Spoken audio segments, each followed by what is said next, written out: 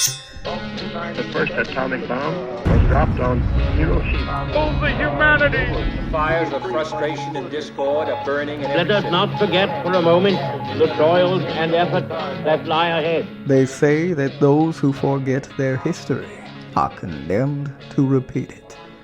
This is the History Lessons Podcast with certified financial planning practitioner Patrick Huey, author of History Lessons for the Modern Investor, and your guide to financial wisdom in the past, present, and future.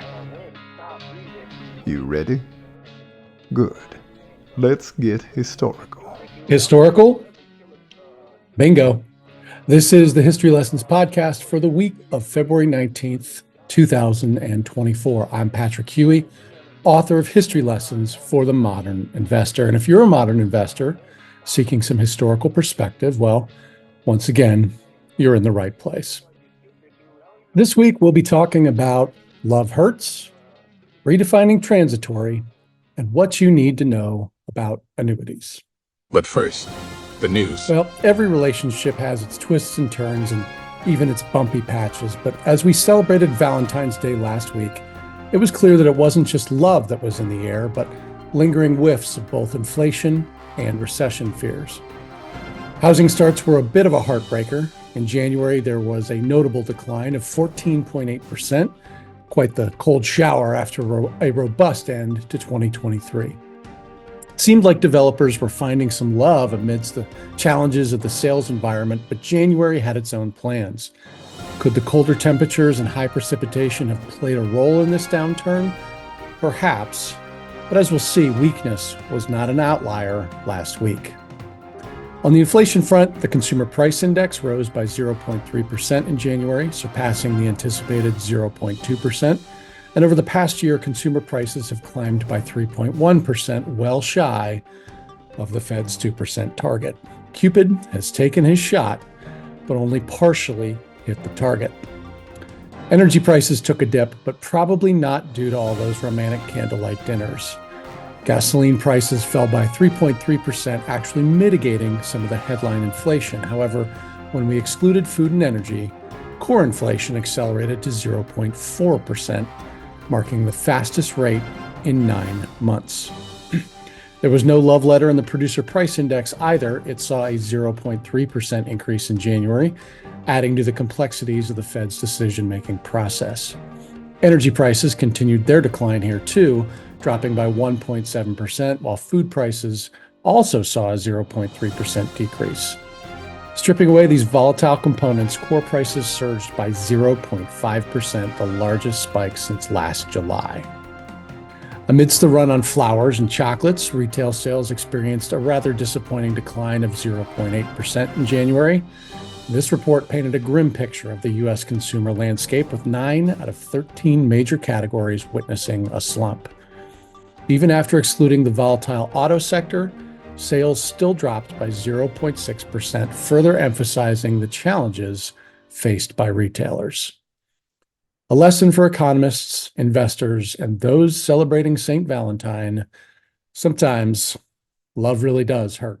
Interest rates are rising, and your annuity purchased in the last decade might not be keeping up, which means your financial plan may be falling behind. So if you own a deferred annuity, fixed, indexed, or variable, worth more than $250,000, now is the time to review it and make sure it is doing all that it can for you and your financial plan. Let us help you keep your retirement on track. Introducing Victory Independent Planning. VIP turns complex financial matters into clear and confident solutions, so you can relax and enjoy retirement whenever it arrives. Get the Annuity Review Kit now. This complimentary kit includes a variety of checklists, resources, and ebooks to review the fees, features, and flexibility, or lack thereof, in your current annuity contract. It will even help you assess your overall investment goals and the people who are offering you advice. Get the kit today, because you can't teach an old annuity new tricks. To learn how VIP can help you review your annuity, click on the link in the show notes Or go to victoryindependentplanning.com. That's victoryindependentplanning.com. Sign up for peace of mind today. Alexa, charge that Wayback Machine for me and set it for 1473 AD. Charging Wayback Machine. On February 19th, 1473, the Polish astronomer and mathematician Nicholas Copernicus was born. Originally Prussians from the city of Krakow, his family moved to Torun on the Vistula River, which the Prussian Union ceded to the Kingdom of Poland. A foreigner then, even in his own home, he became famous throughout Europe for his works and mathematical equations. Yet he remained a bit of an outsider, rising in church hierarchy while spending significant amounts of time on scientific pursuits that challenged dogma, things like heliocentricity. It took years before anyone widely accepted that they weren't at the center of the universe. Some, in places like the Federal Reserve or Capitol Hill, still don't believe it to this day. But Copernicus had a lot to teach those who would listen, including on monetary policy and inflation. Copernicus used his mathematical skills on monetary policy, penning on the coinage of money for Sigismund the Old, King of Poland, in 1526. Even then, old folks wanted to know why their money wasn't worth what it used to be. The scientist turned monetary theorist posited that an abundance of money, high supply, was inflationary because it was being spent on the same amount of goods.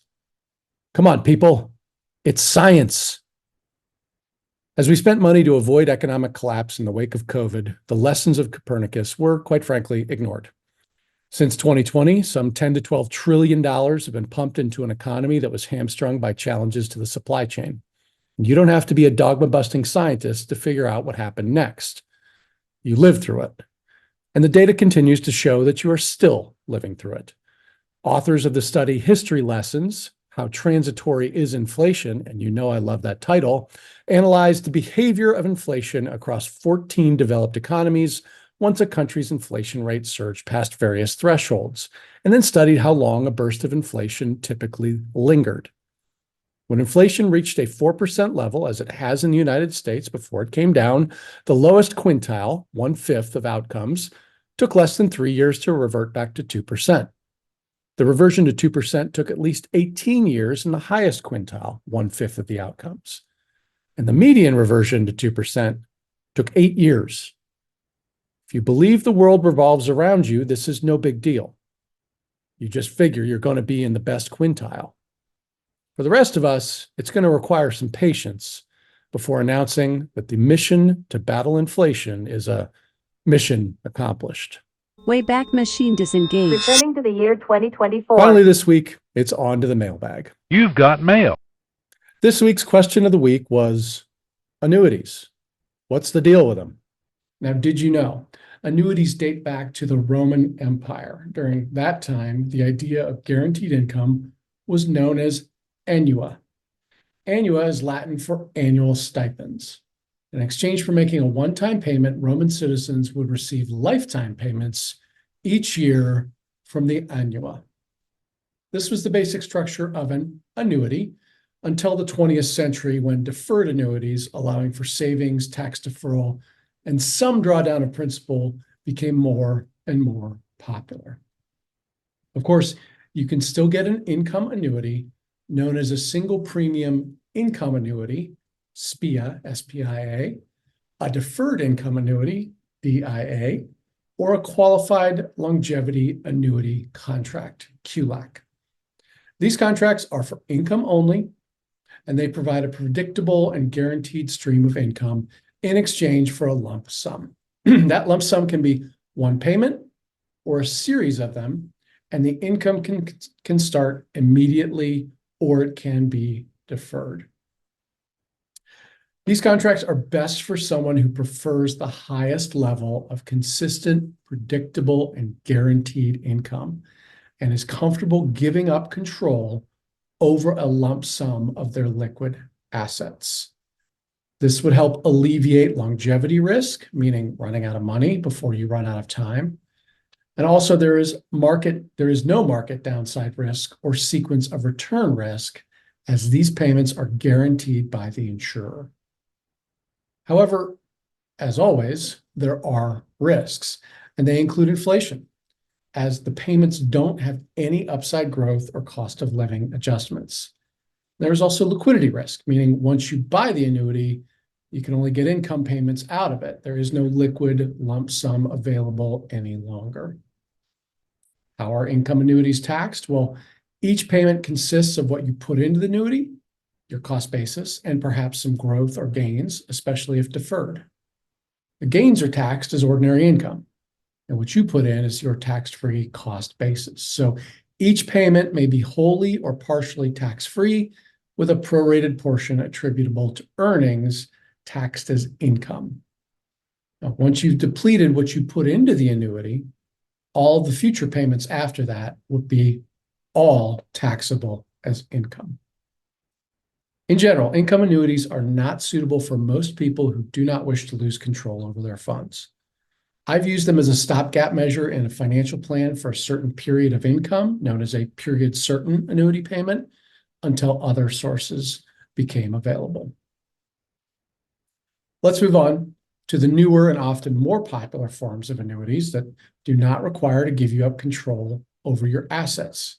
Accumulation annuities that still have some income and taxation benefits. First is the multi-year guaranteed annuity, or MYGA, we call it a MYGA. This is an annuity that puts a guaranteed fixed interest rate for a fixed period of time. For instance, currently, you could find around a 5% MYGA MYGA for 3 to 5 years. Interest accrues annually, and it's on a tax-deferred basis. In a way, it's like a CD, a certificate of deposit, though the tax treatment of the two, as well as the source of the guarantees, are completely different. This is best for a conservative investor who wants a guaranteed level of interest and tax deferral. This can be a complement or a substitute for things like short-term bonds and even CDs. There's no market downside risk to these annuities, although there is liquidity risk and interest rate risk if rates move higher and you're stuck at a lower rate for some period of time. Taxation occurs when any gains are taken from these contracts with a last in, first out accounting method, meaning gains which happened last are taxed first. And all of the gains are subject to ordinary income tax rates. A note here that if you do this in an IRA, there is no liquidity provision, often in a MYGA, and you may have to end up planning for that and taking required distributions from other IRAs. Next up, we'll move on to fixed indexed annuities, or FIAs, which provide limited participation in market upside with zero participation in market declines. These are appropriate for conservative investors who are comfortable with a bit of unpredictability in the interest they will earn, but unwilling to suffer market loss. You have flexibility in choosing the index you will track, and historically a chance to make at least some interest in most years, depending on the index. The real value in this account is that you lock in any gains once they are credited and don't lose them if the index you are tracking turns negative in the future. This annuity mitigates downside risk and some sequence of return risk, though it will have liquidity risk and inflation risk, depending on the interest earned and credited and the surrender schedule associated with the annuity. You can attach income riders to these contracts and receive guaranteed income without annuitizing the funds. And that may appeal to folks looking for guaranteed income with the possibility of a bit of growth. They can be powerful planning tools in that way for those in the few years before retirement. Or you can simply use them as a bond and CD replacement and accumulate funds there for future use. Withdrawals are taxed similarly to the MYGA, with earnings first if you are accumulating, or similar to income annuities if you choose an income option. Generally, these are required minimum distribution friendly, meaning you're not penalized for early withdrawals that are part of RMDs. Fees start to become an issue with fixed indexed annuities when choosing guaranteed income, as there will be some type of fee for that feature. So buyer beware in this space. Although they are very flexible products, with a number of potential planning uses. Finally, let's talk about the variable annuity, or VA. This annuity provides participation in market upside through the investment funds available in it, and the participation is only limited by the fees associated. But they can be significant when you include advisory as well as fees for guaranteed income features. The product is best for a client who's looking for tax deferral and is okay with enduring market fluctuations. It's especially powerful for those who want to utilize guaranteed income features, as with the fixed index annuity, but are willing to be aggressive with their investments and try and increase those payments over time to combat inflation. Using the guaranteed income will exchange longevity risk, you'll always get your income, for investment risk and sequence of return risk. Now, liquidity is likely to be limited in the early years for a contract, and growth of the investment is, as the name suggests, variable. This is much more of a niche play. Gains are taxed first on withdrawal, and all income is taxable once the cost basis or contributions are exhausted. Well, my fellow historians, that's all for this week. Be sure to check out my book, History Lessons for the Modern Investor. That's still available on Amazon.com. And be sure to do all the social stuff too. Like this episode, follow us wherever you see or hear your podcasts, and be sure to click on that 5-star review for us. We're available on Substack, Spotify, Apple Podcasts, or YouTube. Until next week, when we'll take another rollicking romp through the past and make an investment in your future with History Lessons for the Modern Investor. See you next week.